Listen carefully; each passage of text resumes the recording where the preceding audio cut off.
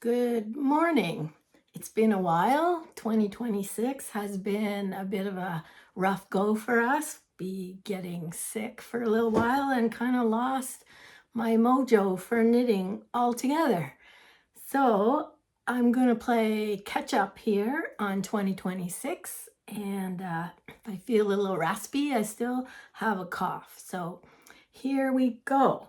Welcome back. I'm Deb Gemmel of Deb Gemmel Mods, and mods means modifications because I can't seem to stop making changes to things. Even my own patterns, I still make changes.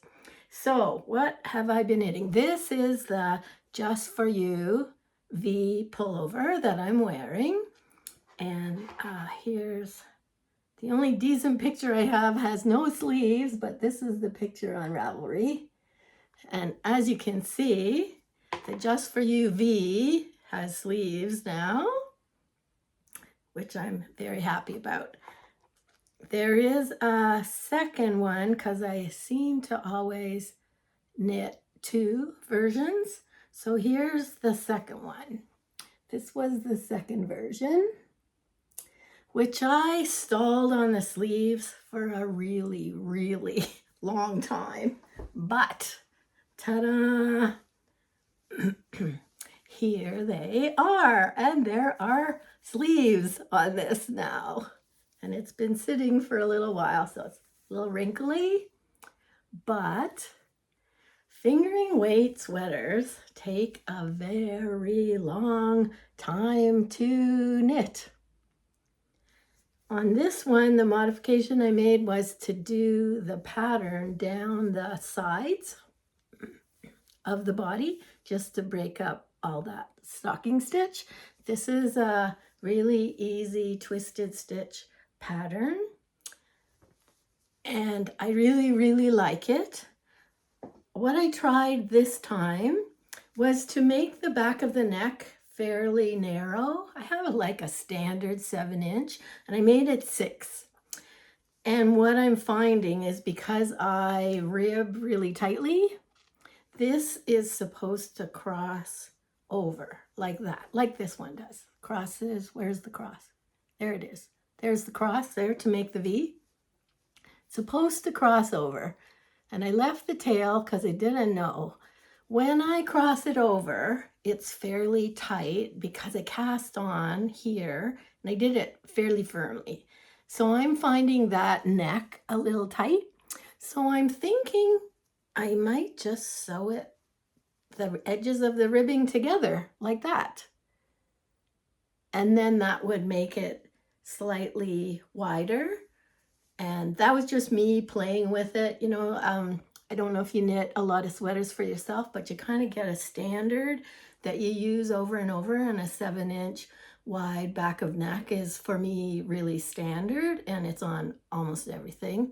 So I thought I would try, I knew I didn't want wider, so I thought I would try narrower, and this is quite tightly ribbed fingering, and I'm not happy with it being quite small around my neck. So I think I'm going to sew these edges together, and that will be fine because it sits quite fine like that. So that's a finished object, and I finished that while I was coughing and sneezing. Yeah, what's that thing? If you're already miserable, you might as well do housework. Well, you might as well knit sleeves. So I'm very happy to have that finished, and I will be able to wear this. This is in Shellridge Yarn's 80/20 fingering weight yarn. And there's no question about it. Knitting, this is fingering waxwing fingering, 100% wool. And this is Superwash 80/20 from Shellridge. And there's no doubt about it, knitting a fingering weight sweater takes a lot of time. So I'm happy to have that done, and on to new things. So what have I been doing? Here's one thing I've been doing. I thought I would go through Cat Bourdi's New Pathways for Sock Knitters. Is it backwards to you? I don't know. It's backwards to me. New Pathways for Sock Knitters, which is slightly, well, it has specific patterns, and then it has general instructions.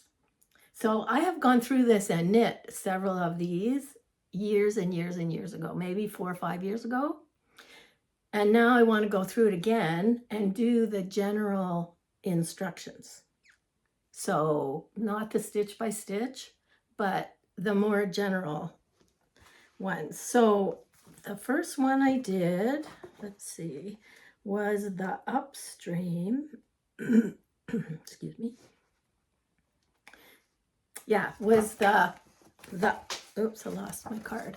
It was the upstream master pattern, and that gives you, what she played with was moving where the increased stitches are for the gusset. So you do end up with a sort of a standard looking heel flap and a heel flap turn heel, but I'm going to do all the toe up ones because for me they're more interesting. So here's how this one works. You start at the toe and you do a set of increases up here, the front of the sock there, up the front of the sock, and then you do the heel.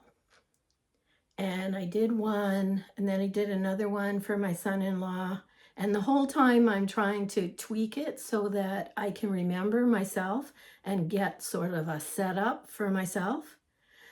So this is my third pair. So I have a bit of an idea of where I had to tweak it to fit my foot. And I still haven't figured out how she does math to do this. So that's kind of interesting to me. The next one I'm doing is the Cordials, I think you say. I'm going to do all the toe up ones. I already said that. So here we are. I lost my, here it is. The Cordials Architecture. And this one, see if I can show you a picture.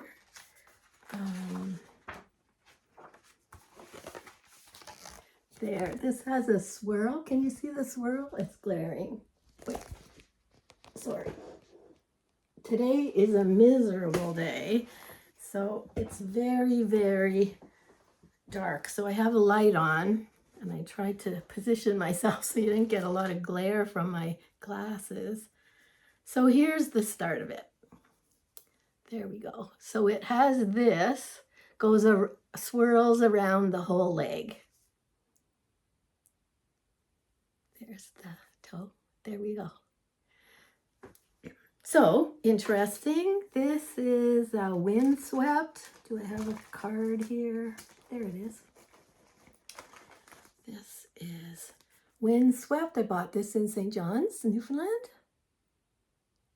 I should put it in front of my face. There we are. Very, very nice. And I think the swirl, once I get it going, is gonna be great. So toe up. So I'm very happy with those, and I have a better idea how to get a good fitting instep and heel. And then I don't need the book anymore.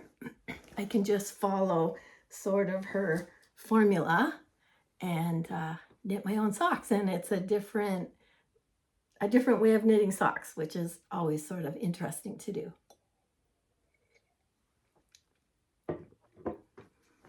The other thing I have been working on is I have been knitting several rectangular shawls with sports weight and a 4.5 millimeter needle, which gives you a big, fairly good size blanket. So if you want to see them, I write a blog once a week under debgemmel.com with WordPress. If you sign up there, you can go back and look at my posts, and I have posted pictures of the different shawls I have re-knit as blankets. So I belong to the Lichen and Lace,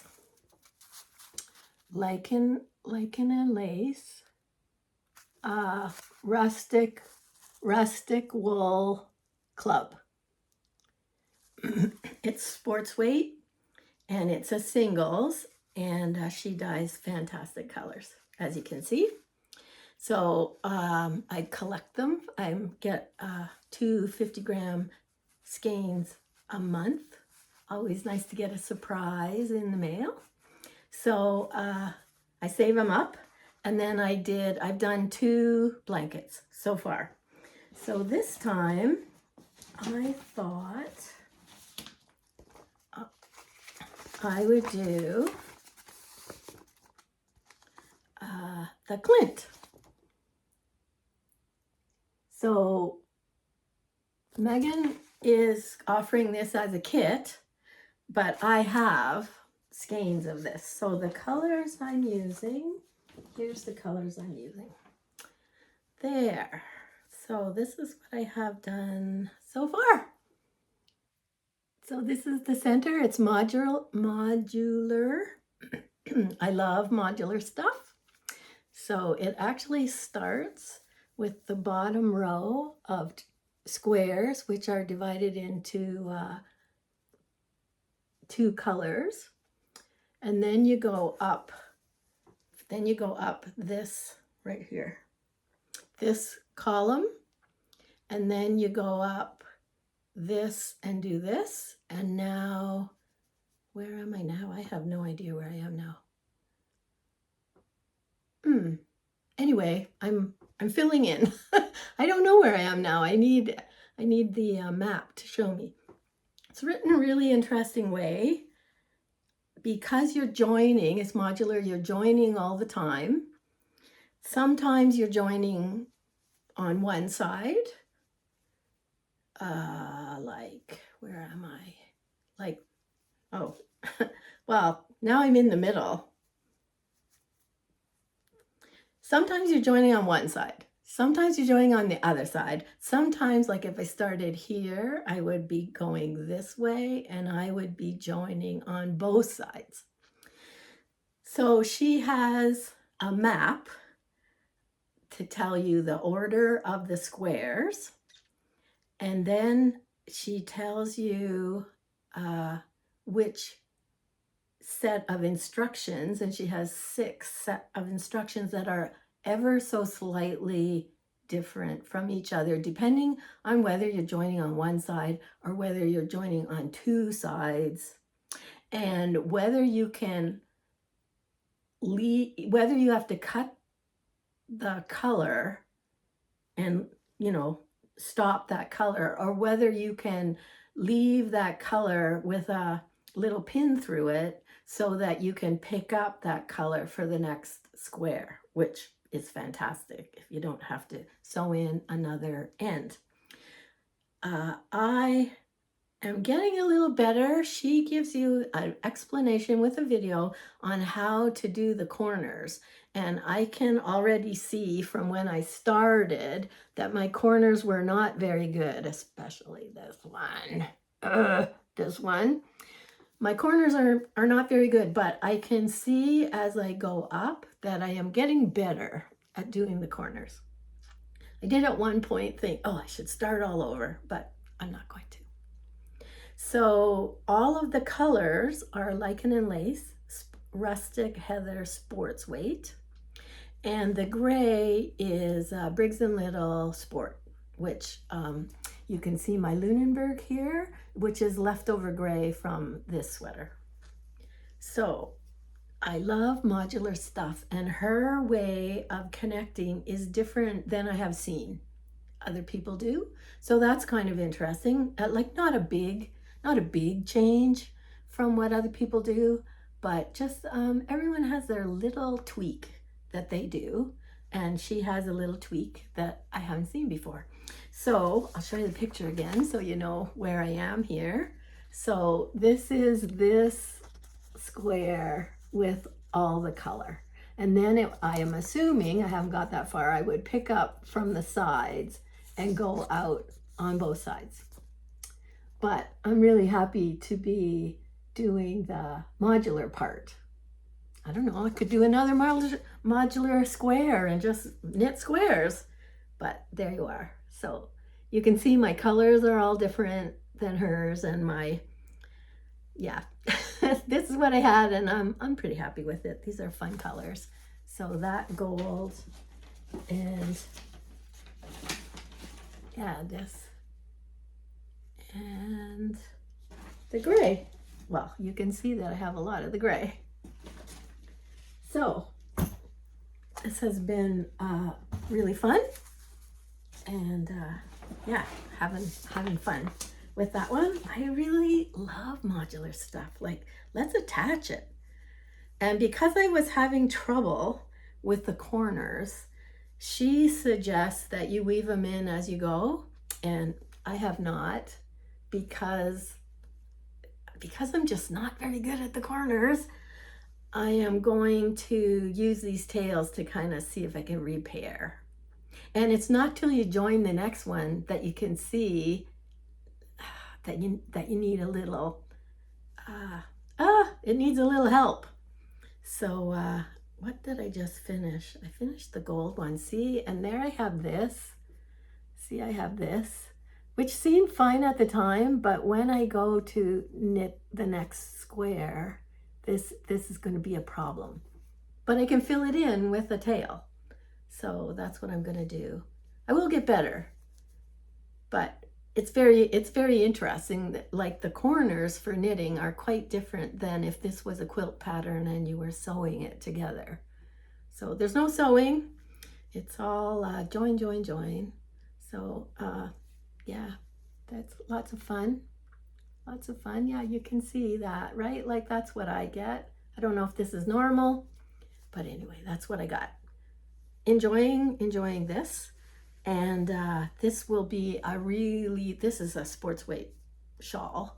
So this will be really warm, and I will take this with me up to my camp in the summer. When we go in June, it's still quite cool.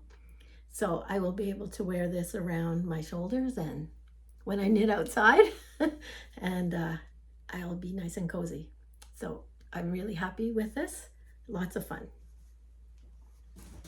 There we go. What else am I doing? I picked up a project that I started in I think I started it in 2020. So here we are. When I get stumped, I go back to where I started, which was with Elizabeth Zimmerman. And I have all her books, and I have knit many, many projects out of her books over the years. So I was very intrigued with this one. Can you see there? Can you see the patterns on the sweater? I was thinking this is wool gathering number 60, March 99.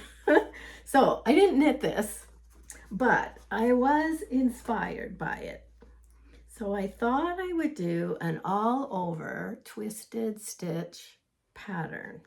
So I started this cardigan.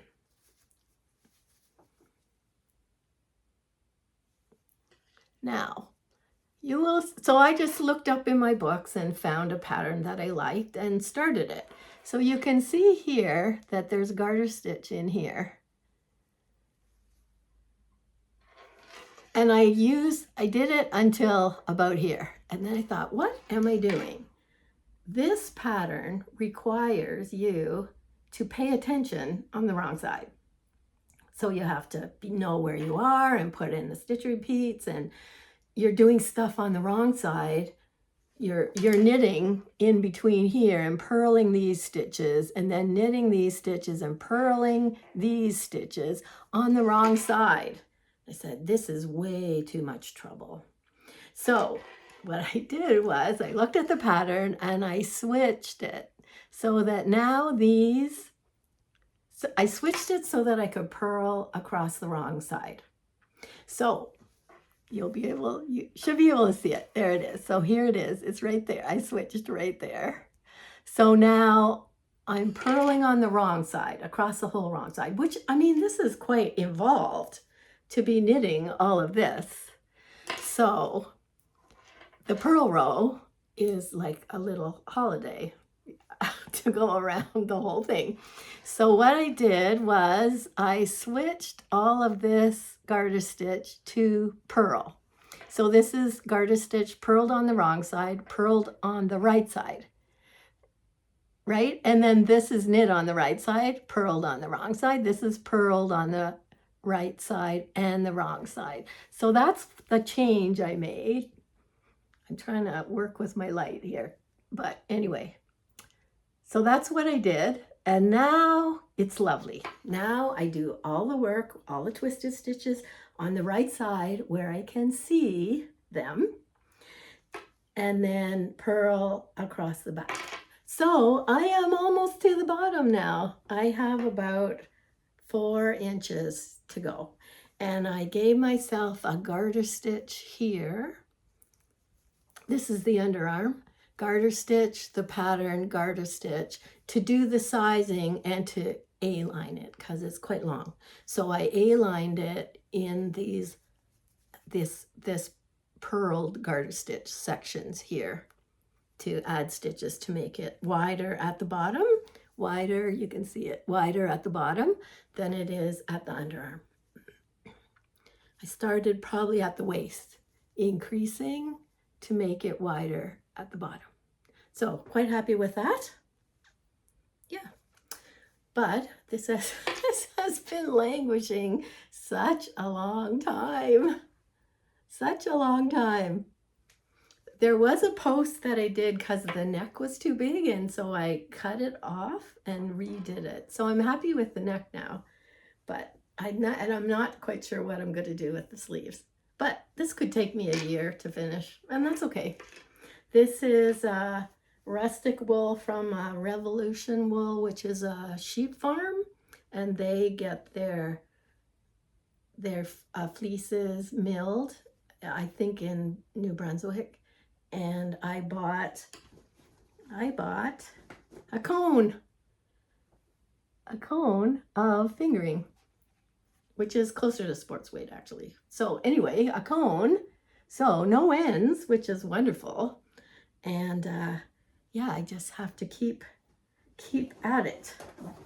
And now I don't have, like now that I switched it so the pattern's on the right side to look at and I don't have to worry about the wrong side, it's very easy to pick up and put down because you can see the pattern right in front of you when you're working. It's not something I can watch TV with because there is a lot of patterning, as you can see, but sooner or later it will be done. Not sooner, later it will be done. It will be done. So, and then what else am I doing?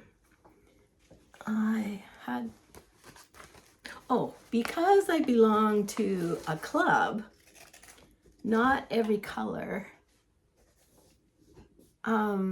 is your kind of color. Like, it would be really hard to get a club that you've been in for a year where they send you a color you love every month, like 12 times. So I have 2 colors that I am not crazy about, and that's a really good record, I would say, because these colors, yeah, these are from a kit, but these I get every month, and the colors in the Clint are from that, and the colors in the last blanket were from that too.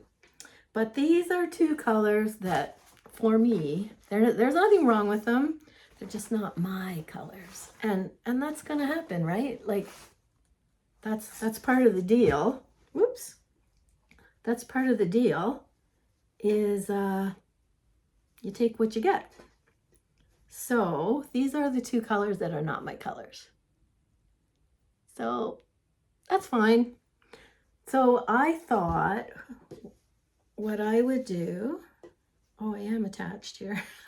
I thought what I would do is I would crochet Tunisian crochet a rug for my bathroom to go in front of the sink.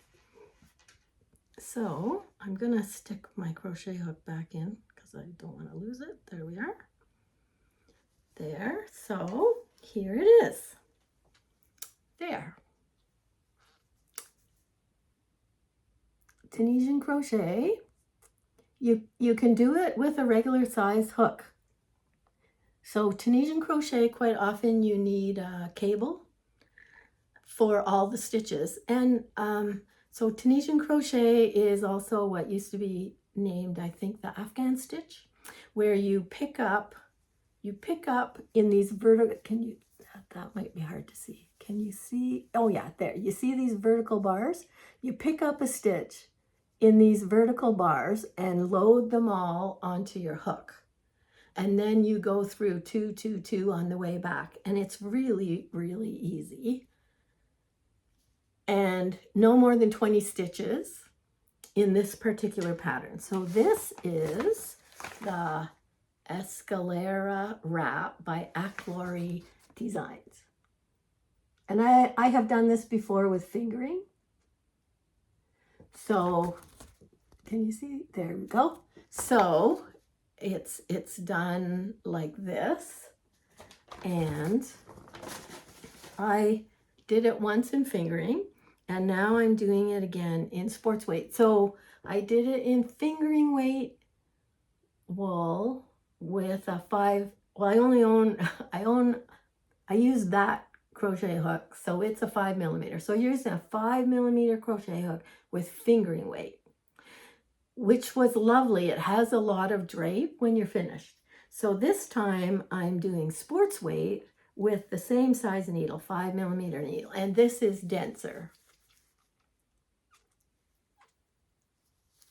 Let me show you the way that you do it with the gray. You can see that, the steps, those are the steps.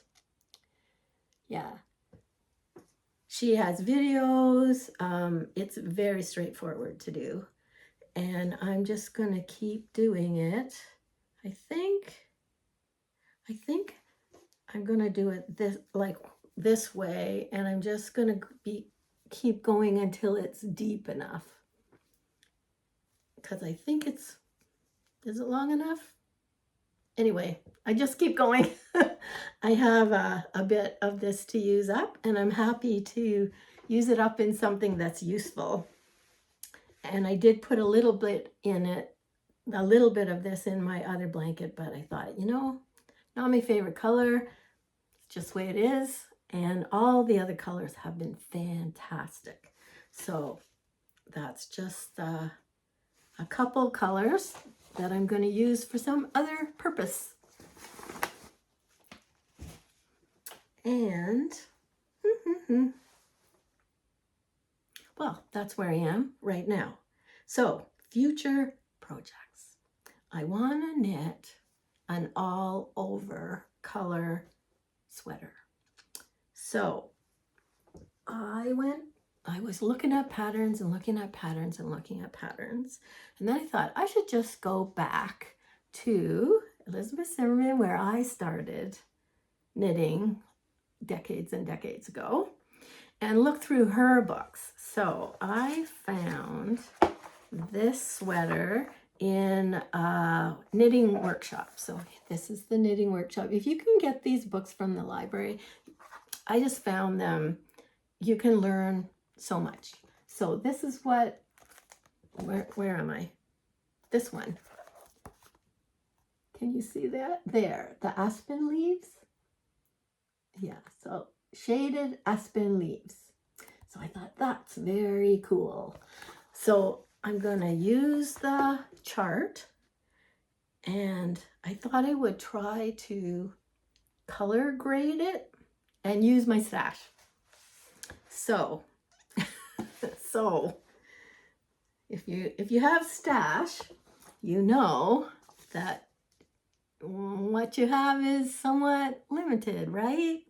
So I have a bunch of colors. So I have one of these, which is a fingering weight 80/20 Shell Ridge yarns from my sister, Iris. And I have a lot of it. So I have purple. So I will never run out of purple. So I thought, I don't know what I'm going to do here. I'm going to grab some colors here. This is what I have been thinking about. And I don't know, you can help me here.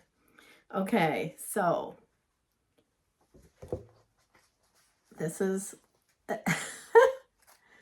there, this. I'm just trying to grab these, this, and this. Oh, there. With this. What do you think? So start with the celery at the top, and then whatever that middle green color is, and then these teals, light and dark, and end at the bottom with the hunter green. What do you think? That's what I'm thinking. I don't know. It's stash, of course, so I only have so much, and I'm looking at the colors, and this all fingering. This is gonna take me a while, but I would like to get better at color knitting, and I thought this would be a good project. So I'll show you, where did I do with the book? I'll show you the picture again. So I thought, now this is knit bottom up with, so I would do the shading the same way, but I would start up here with purple and celery for the two, and then medium green, and then teal, and then hunter green. I don't know. I'm gonna give it a shot. I don't know. It's like, I'll show you these colors. What do you think? Whoops, here we are, there. What do you think? I don't know. Gradients are interesting. Anyway, it will be interesting, and yeah, I don't know. There, celery. What color is that? Evergreen, turquoise, some kind of teal, I can't see the label, and hunter green. There, against the purple. Well, I'm gonna try it. I think I've decided on that. I've had colors and colors and colors up against this purple the whole time, but I think that's my decision. And if I decide to drop a color, I did think about red. Like, isn't that a great color? But anyway, oh, I'm dropping them now. Anyway, that's what I was thinking about. So I think I'm gonna start that. I got a bin of those fingering colors, and I'm gonna do this sweater. So this is my contiguous drop shoulder. So I can start the top part, and then once the shoulders are out far enough, then I just have a flat rectangle to knit, and I will do it in the round. The shape of it is like this. So it'll start about here, and then I'll do the coloring all the way down. And it'll be purple up here. And then I will do a steek and cut the sleeves, because I'll be doing continuous color work, and that's the easiest thing to do. So that's a future project. The other thing I have been doing is I have started spinning. So I've been spinning for about 5 months now. I did a class at the Elliott Lake Arts Club in the summer. We did a couple days of spinning, and everything I've done so far for quite a while has been chunky weight. Ended up to be 2-ply chunky. So I thought, this is my latest. So there, like, I am so happy with how thin this is. And I thought, oh, if I ply it, I will get I will get sports weight. Well, it's not sports weight. But I don't know if it's, can you see that? There we go. I have a lot of, I have 99 grams of it, and I'm really happy with it. It feels very soft. So this is, I joined another club. So this is the Long Way Homestead Breed Study, where you get a different fiber every month. So this is my first fiber. So this is Ile de France. And my spinning is getting finer, but I thought it would be finer than this when I had spun it and washed it. But there you go. Live and learn. So I still got a ways to go.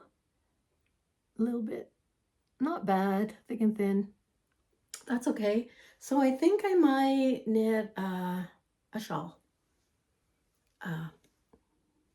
It's really soft. Yes, and I am somewhat obsessed with spinning at the moment. So yeah, we'll see where it goes from here. I am a long way from ever having a garment worth of spinning, and that I could count on anything being even a bit consistent.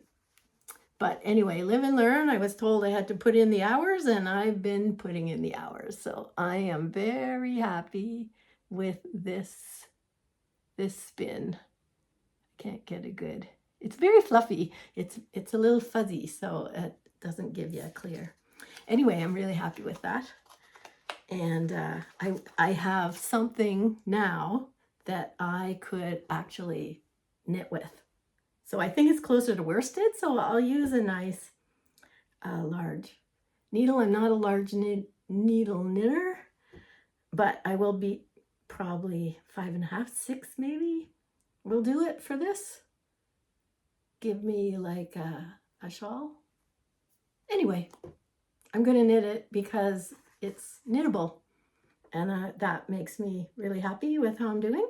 I'm taking a spinning class. I start tonight.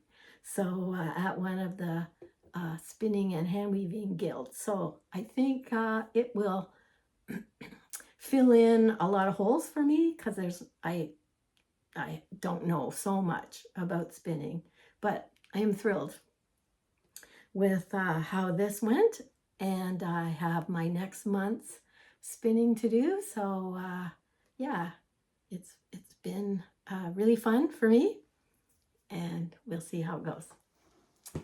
So that's where I am. I have, how many projects? What is this? Oh, that's, so I have my socks. I have my shawl, my modular shawl. I have my old project with my twisted stitch all over pattern cardigan, and I have a rug that I'm hooking, and I'm going to start this this one, this drop shoulder with the patterning in it. And then I showed my daughter-in-law a sample card of Wax Wings colors, and she picked some colors, and I'm going to knit her a contiguous two. So I'll have both of them, one with color work and one I'm going to do helical stripes in 4 colors that she chose, because she would like a big bust plus 10 inches sweater. So that's quite a bit to get on with, and that'll take me a little while. I ordered the sample cards because I find it really difficult to choose colors for other people.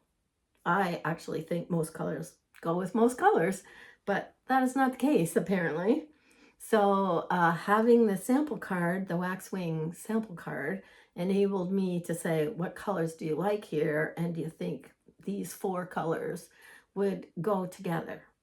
And so she picked 4. So people with, I had really dark hair, and almost everybody else has lighter hair, and I think that affects the colors you like. I'm not sure.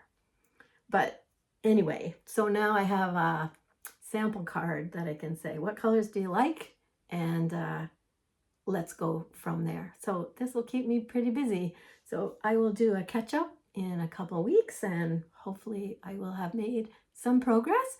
I hope 2026 is going great for you, and that you have some knitting you can get in before spring and summer come. We're still in Southern Ontario in winter, and it's going to be probably another month before spring shows its head, so I have some time. Anyway, thanks for joining me, and I hope to see you next time. Thanks.